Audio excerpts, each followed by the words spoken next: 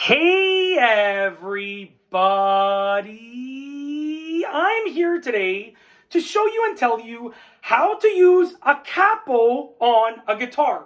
These will be easy steps in a full tutorial, so let's get right into the video tutorial. All right, so this is a capo, and I know some of you might call it a capo, okay? But I grew up calling it a capo. I don't know if I'm right or wrong by saying it that way, but I'm gonna call it a capo because that's what I grew up calling it. I'm probably wrong, I know, because I've heard people say capo, but I'm calling it a capo. So let's get that out of the way right now. And you know what, if it bothers you that much, why don't you comment below what you think it's called, how you think it's pronounced, and then we can sort of take a little survey in the comments section. You know, keep it nice, so everybody be nice. Let's just take a little survey and see what people call it. But anyways, really easy to use, okay? Very simple.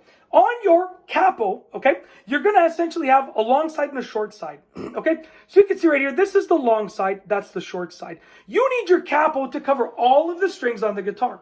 So with your capo, you want the long side right there to be on the string side, and the short side right over here to be on the back of the guitar, on the neck of the guitar, okay? The back of the neck of the guitar. So what we're going to do is we're going to position it so that the long side is on the string side, and you're going to place it in between the frets. These are the frets right here. You're going to place it in between the frets wherever you want along here. And you're going to place it in between the frets, and yeah, you're going to place it down there. So I'm going to squeeze it together. Okay, I'm going to go right over here in between these frets right here. In between, we're going to go on not the first space, not the second space, but the third space. So I'm going to place it down like this, okay? Place it over all of the strings and then release it so that it puts tension on the fretboard of the guitar and the strings of the fretboard of the guitar. So essentially, we now have placed the capo in place, and when we play, we're getting a higher pitch. So listen to that. Now what you want to make sure of, to make sure you've placed it properly, is you want to make sure all the strings are ringing out. Yep. Oh, I missed a couple there.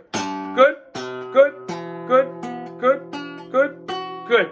That's it. That's how to use a capo. Now you can obviously place it higher up, so I can go over here. I think this is number 5, if I can see correctly, in my little viewfinder over here. And the pitch comes higher, okay?